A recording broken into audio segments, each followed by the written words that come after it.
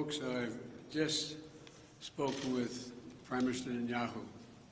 Earlier today, I spoke with President al-Sisi of Egypt.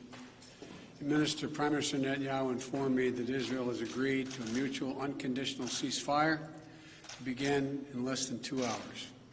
The Egyptians have now informed us that Hamas and the other groups in Gaza have also agreed. In my conversation with President Netanyahu, I commended him for the decision to bring the current hostilities to a close within less than 11 days. I also emphasized what I've said throughout this conflict. The United States fully supports Israel's right to defend itself against indiscriminate rocket attacks from Hamas and other Gaza-based terrorist groups that have taken the lives of innocent civilians in Israel. The Prime Minister also shared with me his appreciation for the Iron Dome system, which our nations developed together and which has saved lives of countless Israeli citizens, both Arab and Jew. I assured him of my full support to replenish Israel's Iron Dome system to ensure its defenses and security in the future. Over the last 11 days, I've spoken with the Prime Minister 6 times. I've also spoken with President Abbas of the Palestinian Authority more than once and part of our intense diplomatic engagement. And I want to also thank the Secretary of State, the Secretary of Defense, our National Security Advisor, and everyone on our team for their incredible efforts to bring this outcome that we're about to see. You know, we've held intensive high-level discussions, hour by hour, literally. Egypt, the Palestinian Authority, and other Middle Eastern countries, with the aim of avoiding the sort of prolonged conflict we've seen in previous years when the hostilities have broken out.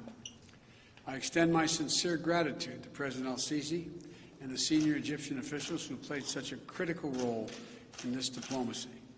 I also appreciate the contributions of other parties in the region who have been engaged in working toward the end of hostilities.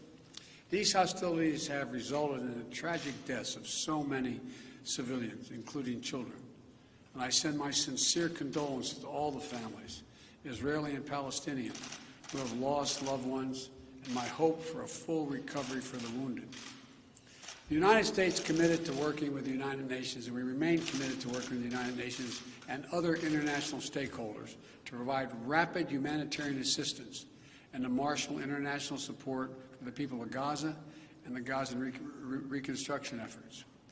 We will do this in full partnership with the Palestinian Authority, not Hamas, Authority, in a manner that does not permit Hamas to simply restock its military arsenal. I believe the Palestinians and Israelis equally deserve to live safely and securely and to enjoy equal measures of freedom, prosperity, and democracy. My administration will continue our quiet and relentless diplomacy toward that end. I believe we have a genuine opportunity to make progress, and I'm committed to working for it. I want to thank you all. May God bless you all and pray that this continues. Thank you so much. Mr. President, de-escalation. Are you confident the ceasefire will last, President Biden?